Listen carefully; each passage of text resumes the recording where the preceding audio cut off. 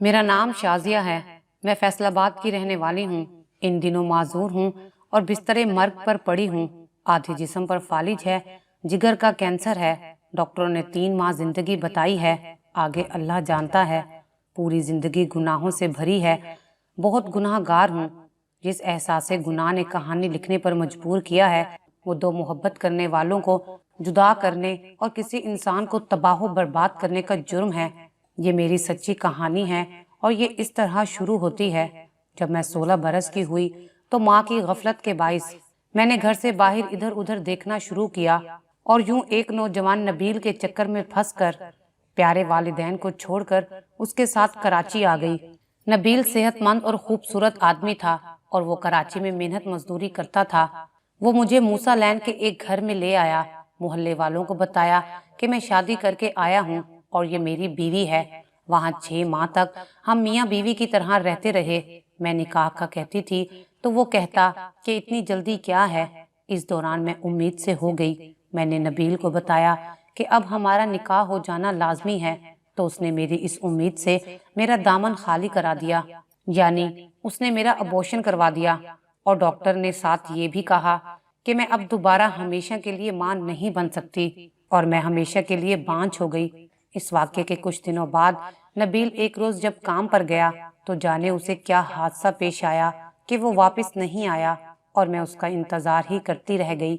خدا جانے اس کو کوئی حادثہ پیش آیا یا وہ مجھے جان بوجھ کر چھوڑ گیا تھا۔ خیر، میں اب بے یار و مددگار رہ گئی تھی۔ اب پچھتاتی تھی کہ بغیر سوچے سمجھے ماں باپ سے غداری کر کے گھر چھوڑ کے آنے کا کیا انجام ہوتا ہے۔ تاہم میرا انجام تو ابھی باقی تھا، واپس گھر لوٹ کر بھی نہیں جا سکتی تھی۔ ادھر مالک مکان نے نبیل کو تلاش کرنے میں بہت جد و جہد کی، لیکن اس کو کہیں سراغ نہ ملا۔ میں روز و شب اس کے انتظار میں گھل رہی تھی کہ اس دیار غیر میں اس کے سوا میرا کوئی اپنا نہیں تھا۔ مالک مکان نے کچھ دن انتظار کیا، پھر اس نے کہا کہ سچ بتاؤ، کیا واقعی تم نبیل کی بیوی ہو یا تمہیں وہ کہیں سے بھگا کر لایا ہے؟ اگر تم سچ بتا دو گی تبھی میں تمہاری کوئی مدد کروں گا۔ مجھے اسے سچ بتانا ہی پڑا۔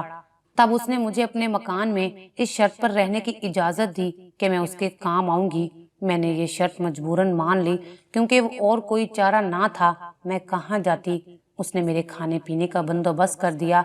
اب نبیل کی جگہ اس نے لے لی تھی اور کافی عرصے تک یہ سلسلہ چلتا رہا، لیکن ایک روز اس کی بیوی کو شک ہو گیا۔ اس نے کھوج لگا لیا تو ایک ہنگامہ کھڑا کر دیا اور پھر مجھے مار پیٹ کر گھر سے نکال دیا۔ اتنے بڑے شہر میں میرا کوئی نہ تھا، میں کہاں جاتی؟ کسی اجنبی نے روتا پا کر ہمدردی کی اور وقتی سہارا دیا، مگر اگلی شب وہ بھی مجھے ایک گلی میں اپنی گاڑی سے اتار کر چلا گیا۔ میں وہاں کھڑی ادھر ادھر مچلتی نگاہوں سے ہر آتی جاتی کار کو دیکھ رہی تھی کہ ایک کار میرے پاس آ کر رکی۔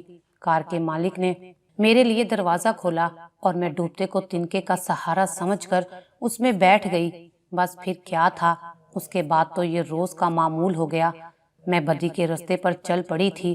ہر روز ایک نیا شخص میرا میزبان ہوتا تھا اور میں اس کے پاس ایک شب کی مہمان ہوتی تھی۔ یہی میرا معمول میرا ذریعہ روزگار بن گیا۔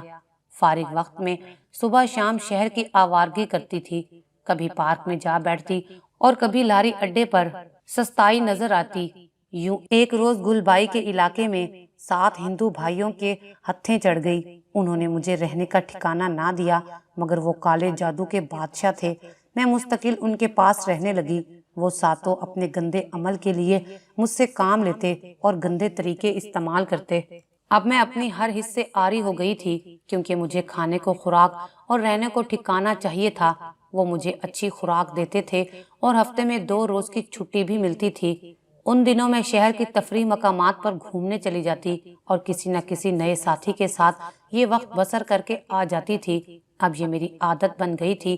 اسی طرح میں جہانگیر روڈ پر ریان نامی لڑکے سے ملی اور اس کے سامنے بھی اپنی مظلومیت کا رونا رویا کہ میرا باپ سوتیلا ہے اور وہ مجھ پر ظلم کرتا ہے، اس لیے میں بھاگی پھرتی ہوں اور میرے پاس رہنے کی کوئی جگہ نہیں ہے، خدارا میری مدد کرو۔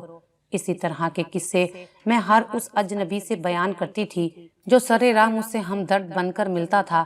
ریان نے واقعی مجھے مظلوم سمجھا۔ کہنے لگا میرے پاس تو کوئی ایسی جگہ نہیں ہے کہ تمہیں رکھوں، البتہ میں اپنے دوست بابا کے پاس تمہیں لے چلتا ہوں، وہ ضرور کوئی نہ کوئی بندوبست کر دے گا۔ میں سمجھی کہ بابا کوئی بڑی عمر کا آدمی ہوگا۔ جب ہم وہاں گئے، وہ اپنے دوستوں کے ہمراہ سمندر کے کنارے بیٹھا ہوا تھا۔ ریان اسے بلا کر لایا تو میں نے دیکھا وہ ایک 22-23 سال کا خوبصورت سا لڑکا تھا۔ میں تو بس اسے دیکھتی رہ گئی، وہ پہلی ہی نظر میں میرے دل میں اتر گیا۔ ریان نے اس کو میرے بارے میں بتایا تو وہ میری مدد کو تیار ہو گیا۔ اس نے ریان سے کہا کہ تم لوگ جا کر کولڈ ڈرنک وغیرہ پیو، میں 1 گھنٹے تک آتا ہوں، پھر اس کے رہنے کا انتظام کرتے ہیں۔ وہ چلا گیا۔ ریان مجھے کولڈ ڈرنک کی دکان پر لے آیا۔ وہاں ریان نے بتایا کہ اس کا نام افروز ہے، اچھے خاندان کا ہے، لیکن ہم سب اسے بابا کہہ کر پکارتے ہیں۔ یہ اچھی ملازمت پر ہے، پیسے والا آدمی ہے اور یہاں اپنی منگیتر سے ملنے آتا ہے۔ ربیہ اس کی منگیتر کا نام ہے، وہ رئیس زادی ہے، دونوں میں بہت محبت ہے، یہ ایک دوسرے کے دیوانے ہیں۔ تھوڑے عرصے میں ان کی شادی ہو جائے گی۔ یہ سب ریان نے مجھے بتایا تو میں اور بھی افروز کی مشتاق ہو گئی۔ ریان افروز کے بچپن کا دوست تھا، اس کے ہر راز سے واقف تھا۔ میں نے ریان سے افروز کے بارے میں پوچھا تو وہ کہنے لگا تم اس قدر حیران کیوں ہو گئی تھی اس کو دیکھ کر؟ میں نے کہا کہ میں صرف یہی چاہتی ہوں کہ تم کسی نہ کسی طرح افروز سے میری دوستی کروا دو۔ ابھی میں اور ریحان یہی باتیں کر رہے تھے کہ افروز آ گیا۔ کہنے لگا کہ 1 گھنٹے کی چھٹی لے کر آیا ہوں، فوراً چلو۔ وہ ہمیں لے کر یونیورسٹی روڈ پر آ گیا، یہاں اس کا ایک دوست رہتا تھا۔ یہ دونوں میاں بیوی تھے اور ان کا کوئی بچہ نہیں تھا۔ اس کی بیوی نرس تھی اور اس کا نام تسلیم تھا، شوہر کا نام اخلاق تھا جو بے روزگار تھا۔ ریان نے بتایا کہ ان لوگوں پر افروز بابا کے بہت احسانات ہیں، اس لیے یہ دونوں اس کا بے حد احترام کرتے ہیں۔ افروز نے ان سے میرے رہنے کے لیے پوچھا تو وہ دونوں مجھے اپنے ہمراہ رکھنے پر تیار ہو گئے۔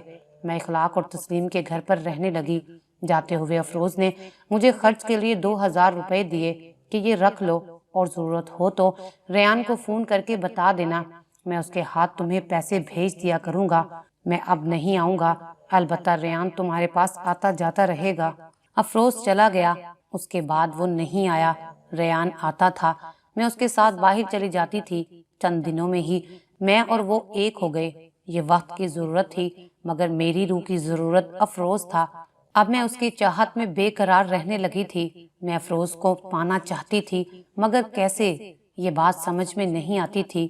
جب دل کا بوجھ بڑھتا گیا اور ناقابل برداشت ہو گیا، تب میں نے ریحان کو بتا دیا کہ میں افروز کو پانا چاہتی ہوں۔ اس نے کہا پاگل ہو گئی ہو، وہ ربیہ کو دل و جان سے چاہتا ہے، وہ اس طرح کا لڑکا نہیں ہے، وہ بہت سر پھرا لڑکا ہے۔ دوبارہ ایسی بات منہ سے مت نکالنا، ورنہ وہ تمہیں جان سے بھی مار دے گا۔ تم اسے نہیں جانتی ہو، وہ جس قدر رحم دل ہے اسی قدر سخت دل بھی ہے۔ اس کا خیال میرے دل میں بس گیا ہے۔ ریان، میں تمہیں اپنا دوست سمجھتی ہوں، اس لیے بتا دیا ہے۔ میں نے التجا کی، یہ خیال تم اپنے دل سے نکال دو۔ تم کیا ہو اور وہ کیا ہے، ذرا یہ بھی سوچو۔ یہ بات ریان کی میرے دل کو لگی کہ میں ایک گمراہ ہستی اور وہ ایک شریف خاندانی لڑکا۔ میرا اور اس کا کوئی جوڑ نہ تھا، مگر میں دل کے ہاتھوں مجبور ہو گئی تھی۔ میں نے افروز کو مکمل پھانسنے کا پروگرام بنا لیا۔ ایسا لگتا تھا کہ کوئی غیر مرئی طاقت میری مدد کر رہی ہے اور نئی نئی باتیں میرے دماغ میں ڈال رہی ہے۔ اب میرے پروگرام کے دوسرے حصے میں افروز کو یہاں بلانا اور رات کو روکنا تھا تاکہ میرا کھیل مکمل ہو سکے۔ اس کے لیے میں نے تسلیم سے مدد چاہی۔ پہلے تو وہ بہت ناراض ہوئی کہ تم کتنی احسان فراموش ہو، جس نے تمہیں پناہ دی، تم اسی کی خوشیاں برباد کرنا چاہتی ہو۔ اس کی شادی ہونے والی ہے، اب تم اس کا خیال دل سے نکال دو۔ مگر میں نہ مانی اور تسلیم کے سامنے بہت روئی، خدا کے واسطے دیے اور اس کو راضی کر لیا۔ وہ میری مدد کو تیار ہو گئی۔ میں نے ریان کی منت کر کے افروز کو بلوایا، کیونکہ ریان جو پہلے ہی مجھ پر فدا تھا میری بات مان گیا اور افروز کو لے آیا۔ تسلیم نے چائے بنا کر دی تو میں نے چائے میں نیند کی گولیاں ملا کر افروز کو پلا دی۔ چائے پینے کے تھوڑی دیر بعد ہی افروز کرسی پر بیٹھے بیٹھے سو گیا۔ تسلیم نے کہا یہ صبح تک گہری نیند سوتا رہے گا، اب تم جانو اور تمہارا کام، اور اگر اسے کچھ ہو گیا تو تم ہی اس کی ذمہ دار ہوگی۔ ریان نے مجھ سے بہت پوچھا کہ تم کرنا کیا چاہتی ہو، مگر میں نے اسے کچھ نہیں بتایا۔ یہی کہا کہ تم جاؤ اور کل آنا، کل تمہیں سب پتہ چل جائے گا۔ اخلاق سے اس کی بیوی نے کہا کہ افروز بھائی کو نیند آ گئی ہے، وہ سو گئے ہیں۔ افروز اس کی غیر موجودگی میں آیا تھا، اس لیے اخلاق کو کچھ علم نہ تھا کہ یہاں کیا منصوبے بن رہے ہیں۔ میاں بیوی دونوں سونے چلے گئے۔ اب میں اور افروز کمرے میں تنہا تھے۔ وہ بے خبر گہری نیند سو رہا تھا۔ رات میں نے بہت کوشش کی وہ کسی طرح جاگ جائے، مگر نیند آور گولیوں کا اثر تھا کہ وہ بیدار نہ ہوا، اور جب وہ بیدار ہوا میں نے اداکاری شروع کر دی۔ میں بستر کے کونے پر بیٹھی رو رہی تھی۔ وہ پوچھنے لگا کہ تمہیں کیا ہوا ہے، کیوں رو رہی ہو؟ اس کی سمجھ میں کچھ نہیں آ رہا تھا۔ میں نے روتے ہوئے کہا، کیا اسی لیے تم نے مجھے پناہ دی تھی کہ میری عزت خاک میں ملا دو؟ یہ سن کر وہ غصے میں آ گیا اور کہا کہ کیا بکواس کر رہی ہو، میں نے زندگی میں کبھی ایسا گرا ہوا کام نہیں کیا۔ میں گناہ سے نفرت کرتا ہوں اور اس برائی سے دور بھاگتا ہوں، تم مجھ پر بہتان لگا رہی ہو۔ شور سن کر اخلاق اور تسلیم بھی آ گئے۔ جب ان کو ساری بات پتہ چلی تو وہ خاموش ہو گئے۔ ظاہر ہے کہ وہ بھی افروز کو غلط سمجھ رہے ہوں گے، کیونکہ میں نے اپنا لباس پھاڑ لیا تھا۔ میری حالت خستہ دیکھ کر افروز بھی پریشان تھا۔ وہ جانے لگا تو تسلیم نے پوچھا، بھائی پھر کب آؤ گے؟ کہنے لگا شام کو آؤں گا۔ یہ سن کر میں خوش ہو گئی کہ یہ میری چال میں پھنس چکا ہے۔ ریان آیا تو میں نے ساری بات بتا دی اور قسم دی کہ خاموش رہنا، کسی کو کچھ مت بتانا، بلکہ میرا ساتھ دینا، ورنہ میں تمہاری اور اپنی دوستی کے بارے میں تمہاری بیوی اور گھر والوں کو بتا دوں گی اور تمہیں مجھ سے شادی کرنی پڑے گی۔ وہ ڈر گیا اور وعدہ کیا کہ افروز کو کچھ نہیں بتائے گا بلکہ میرا ساتھ دے گا۔ بے شک اسے حاصل کرنا مشکل تھا۔ افروز مر تو سکتا تھا لیکن اپنی منگیتر کو نہیں چھوڑ سکتا تھا۔ پھر بھی میرے دل کی لگی مجھے اکسا رہی تھی کہ میں کوشش تو کروں۔ شام میں افروز آ گیا اور اس نے مجھ سے بات کی کہ وہ کوئی گھٹیا حرکت نہیں کر سکتا، لیکن اس کی سمجھ میں نہیں آ رہا تھا کہ وہ یہاں رات بھر سویا کیوں۔ میں نے چائے کا پوچھا تو اس نے منع کر دیا۔ شاید اسے شک ہو گیا تھا کہ میں نے کچھ چائے میں ملا دیا تھا، جس کی وجہ سے اس کو نیند نے جکڑ لیا۔ اس نے میرے ہاتھ سے پانی تک نہ پیا، مگر وہ بہت پریشان تھا، گو مگو کی کیفیت میں تھا۔ اس نے سوال کیا، شازیہ سچ بتاؤ، آخر تم چاہتی کیا ہو؟ میں تم سے شادی کرنا چاہتی ہوں۔ تبھی اس نے صاف انکار کر دیا اور کہا کہ میں مر تو سکتا ہوں لیکن ربیہ کے علاوہ کسی سے شادی نہیں کر سکتا۔ اس نے کہا، اس ایک مطالبے کے علاوہ تم مجھ سے جو مانگو دوں گا، جو چاہیے لے سکتی ہو، جتنے پیسے چاہو مانگ لو۔ میں نہیں مانی، بلکہ میں نے کہا کہ میں یہ کیس پولیس کے حوالے کر دوں گی کہ تم نے میری عزت پر ہاتھ ڈالا ہے۔ اس کے بعد جو ہوگا اس کا تم سوچ بھی نہیں سکتے۔ یہ بات سن کر وہ بہت پریشان ہوا۔ وہ اسی پریشانی کے عالم میں چلا گیا۔ ریان جو کہ پہلے بھی میری مٹھی میں تھا، اس نے مجھے بتایا کہ افروز اپنی ماں سے بہت ڈرتا ہے اور اس کی رضا کے بغیر کوئی کام نہیں کرتا۔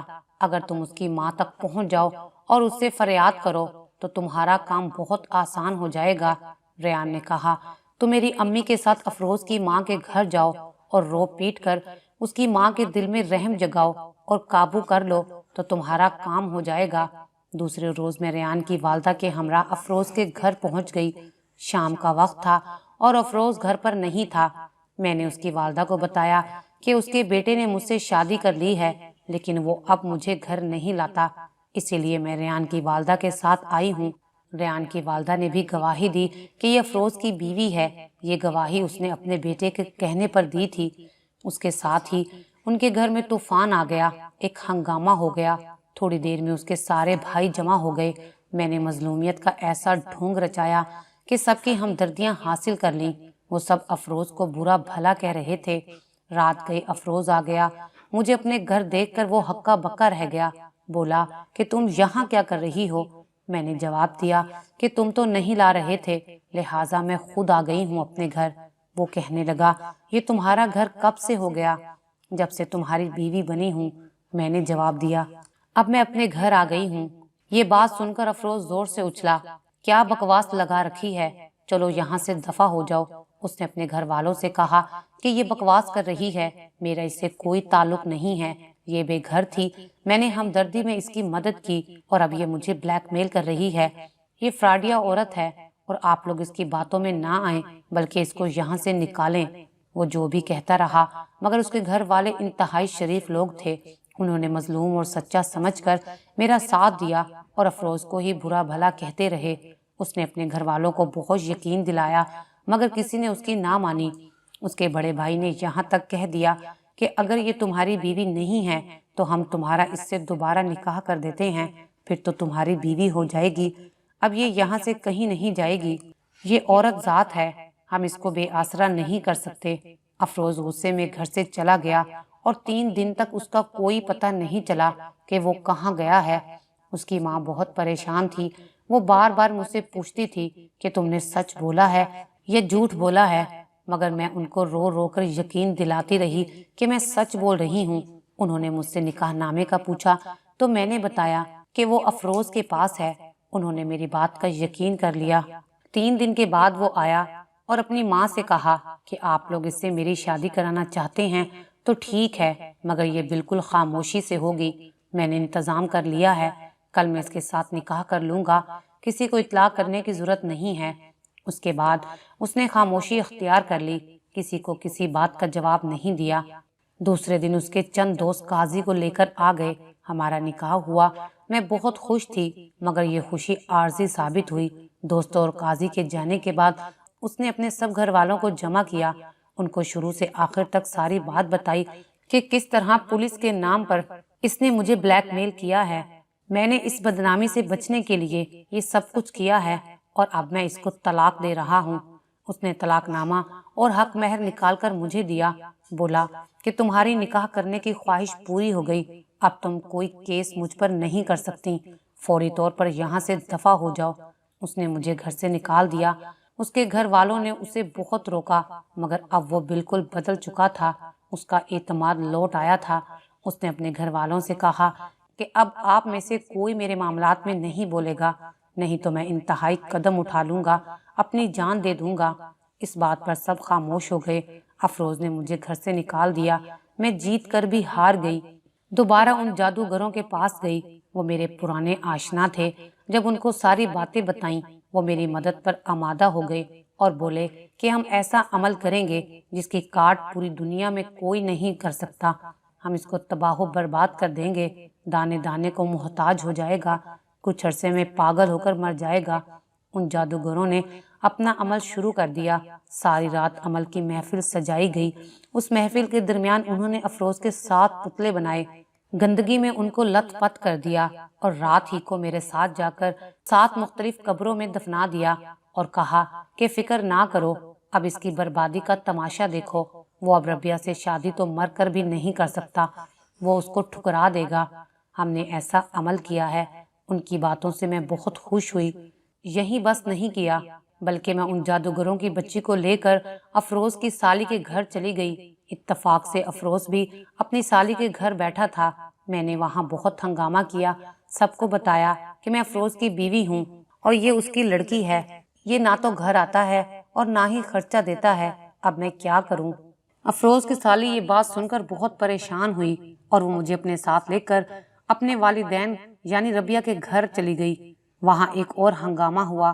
ربیہ نے بغیر تصدیق کیے افروز کی انگوٹھی اتار کر پھینک دی اور اسے برا بھلا کہتی ہوئی دوسرے کمرے میں چلی گئی۔ کسی نے افروز کی حمایت نہیں کی، سب نے میری بات مان لی۔ افسوس ربیہ پر ہوا کہ وہ افروز سے ملے بغیر اس کے خلاف ہو گئی۔ میں نے سوچا یہ سب کالے جادو کی وجہ سے اس کے خلاف ہو رہے ہیں، ورنہ اس بیچارے کا تو سراسر کوئی قصور نہیں تھا۔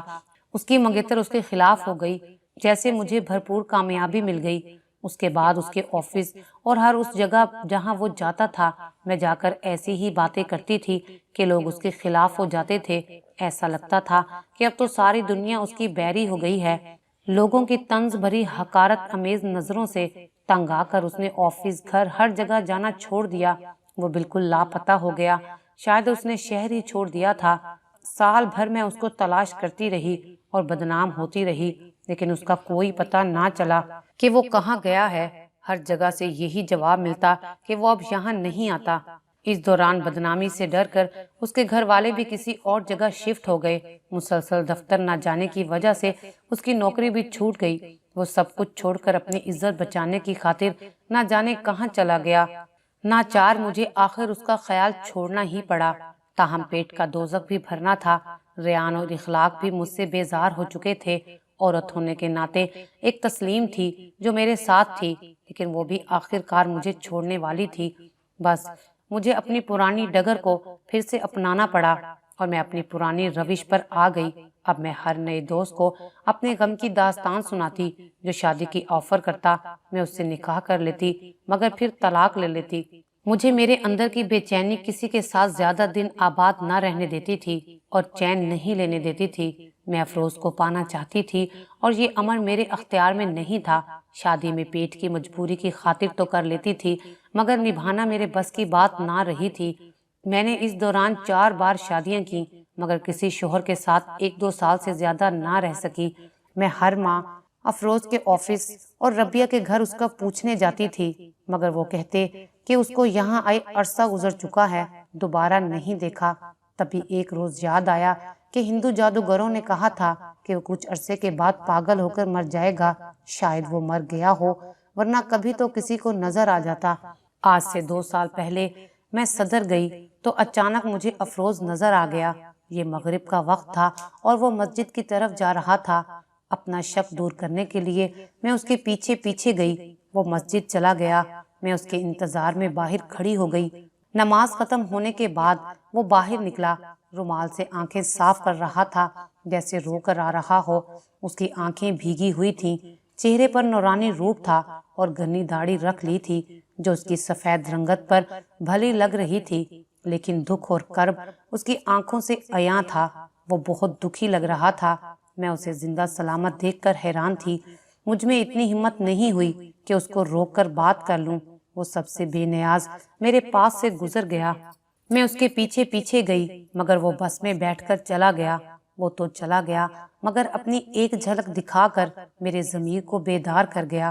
میں سوچنے لگی اس کا یہ حال میری وجہ سے ہوا ہے، اور یہ وہ مخلص انسان تھا جس نے سچے دل سے بغیر کسی طمع کے میری مدد کی تھی۔ وہ مجھے گندگی سے نکال کر اچھی زندگی گزارنے کا موقع دے رہا تھا، اور مجھ بدبخت نے اس کے ساتھ کیا کیا؟ اپنی غرض کی خاطر نیک نامی اور اس کا سب کچھ چھین لیا، اس کو تباہ و برباد کر ڈالا۔ پھر بھی اسے حاصل نہ کر سکی۔ اس کا حوصلہ بھی خوب تھا کہ ہر بربادی اور ظلم برداشت کر لیا، مگر اپنی محبت میں کسی کو شریک نہیں ہونے دیا۔ بہت بڑی قربانی دی تھی اس نے اپنی منگیتر کی خاطر، مگر ربیہ نے اس کو نہ سمجھا اور بغیر تصدیق کے ٹھکرا دیا۔ 2 عورتیں اس کی بربادی کی ذمہ دار تھیں، ایک میں اور دوسری ربیہ۔ اگر وہی اس کا ساتھ نبھا دیتی تو یہ پوری دنیا سے ٹکر لے سکتا تھا، مگر ربیہ کی بے رخی اور بدگمانی نے اس کی کمر توڑ دی اور یہ سب کچھ چھوڑ کر لاپتہ ہو گیا۔ میں نے اس کی دنیا برباد کی، اللہ نے اس کو آخرت کی کامیابی کے راستے پر ڈال دیا۔ میں جہاں کھڑی تھی وہاں کھڑی کھڑی یہی سوچتی رہی اور روتی رہی۔ جب میں اپنے گھر پہنچی تو میں بہت پریشان تھی۔ شوہر نے پوچھا کیا ہوا ہے، تم کیوں اتنی خستہ حال نظر آ رہی ہو؟ تو میں نے کہا کہ بازار میں چلتے چلتے چکر آ گیا تھا، طبیعت خراب ہو رہی تھی تو میں بغیر خریداری گھر واپس آ گئی ہوں۔ آج میں بے حد افسردہ تھی، اپنے کیے پر نادم تھی۔ ایک جھلک اس اجڑے ہوئے انسان کی جو دیکھ لی تھی کہ جس کو خود میں نے اجاڑا تھا، تباہ و برباد کر دیا تھا۔ ایک اچھے انسان کو میرے سفلی خیالات نے کس مشکل میں ڈال دیا تھا۔ تہیہ کیا کہ اب میں ہی اس کو اس مشکل سے نکالوں گی۔ سوچا کہ صبح ان جادوگروں کے پاس جاؤں گی اور ان سے افروز پر کرائے کالے جادو کی کاٹ کراؤں گی، اور ربیہ کے پاس جا کر اس کو سب کچھ سچ سچ بتا دوں گی کہ میں تمہاری اور افروز کی مجرم ہوں۔ وہ بالکل بے گناہ اور بے قصور تھا اور میری ہمدردی کے چکر میں مارا گیا۔ گویا میں نے اس کو تباہ و برباد کیا، اور اب جو چاہو مجھے سزا دو، مجھے ہر سزا قبول ہے۔ یہ سب کچھ سوچ کر میں پرسکون ہو گئی اور سو گئی، مگر صبح میرے لیے قیامت سے کم نہ تھی۔ ایک شریف زادے کو برباد کرنے کی سزا شروع ہو چکی تھی۔ شاید اللہ تعالیٰ نے اب تک اس لیے مہلت دی تھی کہ میں اپنی آنکھوں سے افروز کو دیکھ لوں کہ وہ ہر ظلم کے باوجود صحیح سلامت ہے۔ شاید اللہ نے اس سے معافی مانگنے کا موقع دیا تھا، اس لیے میں صدر گئی اس کو دیکھا مگر سامنا کرنے کی ہمت نہ ہوئی اور معافی مانگنے کا یہ آخری موقع بھی ضائع ہو گیا۔ میرے ایک ہاتھ اور پاؤں پر فالج ہو گیا تھا۔ میرا شوہر مجھے ہسپتال لے گیا۔ وہاں سے تصدیق ہوئی کہ رات کو فالج کا حملہ ہوا ہے اور اب میں معذور ہو چکی ہوں۔ 2 سال علاج ہوا مگر کچھ فرق نہ پڑا۔ دوائیں سخت تھیں۔ کچھ عرصے بعد میرا خون بننا بند ہو گیا اور میں زرد پڑتی گئی۔ جب ٹیسٹ وغیرہ ہوئے پتہ چلا کہ میرے جگر میں کینسر ہے جو آخری مرحلے میں ہے۔ ڈاکٹروں نے 3 ماہ کی مہلت دی ہے۔ افسوس کے لیے جو سوچا تھا وہ نہ کر سکی۔ شاید قدرت اب دوبارہ اس کا موقع نہیں دینا چاہتی تھی۔ دن رات اپنے اللہ سے گناہوں کی معافی طلب کرتی ہوں۔ شاید مجھے معافی مل جائے کہ وہ رحم کرنے والا ہے۔ شاید افروز اور ربیہ یہ کہانی پڑھ لیں اور مجھے معاف کر دیں تو میرے آگے کی زندگی آسان ہو جائے۔ میری دعا ہے خدا کرے افروز اور ربیہ پھر سے ایک ہو جائیں اور ان کو زندگی کی تمام خوشیاں حاصل ہوں اور مجھ بد نصیب کو بھی معافی مل جائے تاکہ سکون سے مر سکوں۔ سچ ہے کہ اللہ پاک نیتوں کا امین ہوتا ہے اور جو کسی دوسرے کے لیے غلط سوچتا ہے خود اس کے ساتھ برا ہوتا ہے، مگر جو انجام میرا ہوا اللہ کرے کسی کا نہ ہو۔ اگر آپ کو ہماری یہ ویڈیو اچھی لگی ہو تو اسے لائک کریں، شیئر کریں اور مزید اچھی ویڈیوز دیکھنے کے لیے ہمارا چینل سبسکرائب کریں۔